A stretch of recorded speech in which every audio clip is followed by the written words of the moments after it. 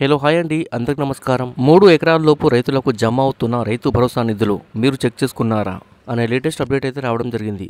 So దీనికి సంబంధించి పూర్తి వివరాలు ఈ వీడియోలో తెలుసుకుందాం. ముందుగా వీడియో చూసిన ప్రతి ఒక్కరు తప్పనిసరిగా వీడియోని లైక్ చేయండి. మీ తోటి మిత్రులకు ఈ వీడియోని షేర్ చేయండి. ఫస్ట్ టైం నా ఛానల్ వీక్షించినట్లయితే తప్పక సబ్స్క్రైబ్ చేసుకోండి.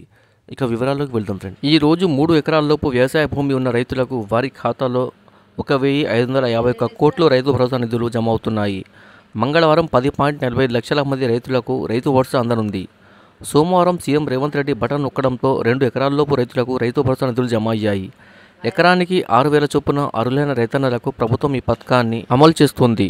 9 రోజుల్లో అర్హులైన వారికి నిన్న జూన్ 16 44.25 లక్షల మంది రైతులకు 2,349 కోట్లు జమ అయినట్లు అధికార వర్గాలు వెల్లడించాయి. 9 రోజుల్లో అర్హులైన రైతులకు రైతు భరోసా నిధులు జమ చేయాలని వ్యవసాయ శాఖ ప్రణాళికతో ముందుకెళ్తుంది. రైతు భరోసా నిధుల జమ చేసే కార్యక్రమాన్ని సోమవారం ప్రొఫెసర్ జయశంకర్ యూనివర్సిటీలో సీఎం రేవంత్ రెడ్డి ప్రారంభించారు.